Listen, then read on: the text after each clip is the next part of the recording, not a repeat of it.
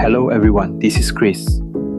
In this video, I'll walk you through the Nexus Chain ecosystem, explaining how the system is structured, how participation works, and why the business logic is designed this way, all through a single visual framework. Most projects talk about returns.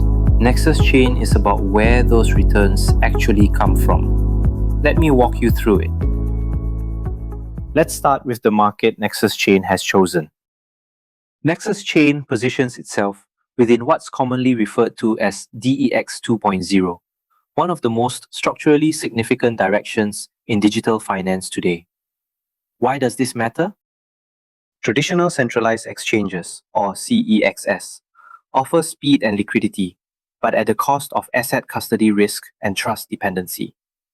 Users don't truly control their assets. On the other hand, early generation decentralized exchanges solved security and decentralization, but struggled with speed, fees, and user experience. DEX 2.0 aims to combine CEX-level efficiency with DEX-level transparency and security. Nexus Chain is not positioning itself as just another exchange.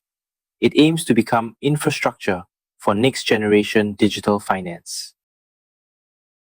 Part 2. Three-layer system architecture. Nexus Chain is not built as a single product. It is designed as a three-layer integrated system.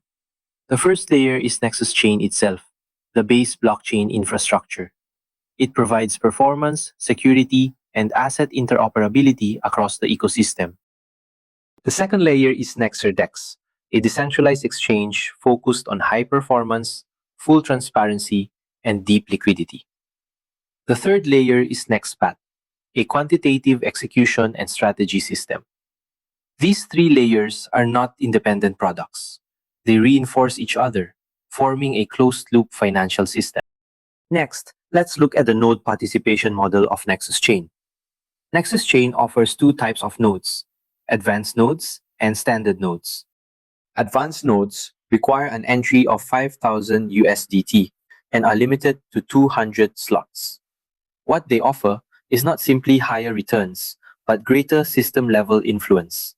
This includes increased computing power, higher NXR mining allocation, node sales commissions, Nexer DEX trading fee distributions, and NexBat market incentive rewards.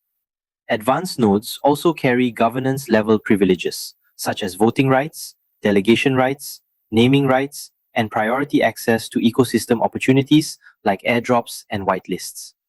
These nodes are designed for early ecosystem builders, not passive participants. Standard nodes lower the entry threshold to 500 USDT and expand participation to 10,000 slots.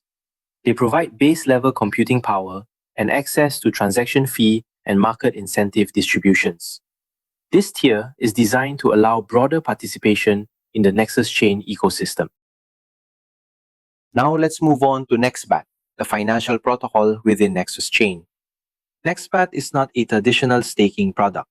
It is a quantitative trading-driven financial protocol. Different bot tiers correspond to different trading cycles and daily yield ranges, from short-term trial tiers to long-term strategic tiers. Returns are generated through real market execution, not from new capital inflows. Participation rules are straightforward. Participants allocate 50% USDT and 50% NXR. Upon exit, the principal is returned, while 10% of profits are used for NXB buyback and burn. Early exits incur a small fee, which is also directed toward system buybacks. This structure discourages short-term speculation and reinforces long-term stability. Part 5. Incentive and Referral Structure. The incentive structure within Nexus Chain operates on two layers. The first is direct referral incentives. These rewards are transparent, capped, and generation limited. This prevents uncontrolled expansion. The second layer is performance-based tier rewards, which play a much more significant role. Nexus Chain uses a tier system ranging from V1 to V9. These tiers are determined by actual network performance, not by headcount alone. Both small site and large site contributions are taken into account. Higher tiers unlock deeper reward penetration and higher allocation ratios. When a network produces a V9, it receives an additional 20% NexBat yield allocation. Multiple V9s further expand allocation capacity.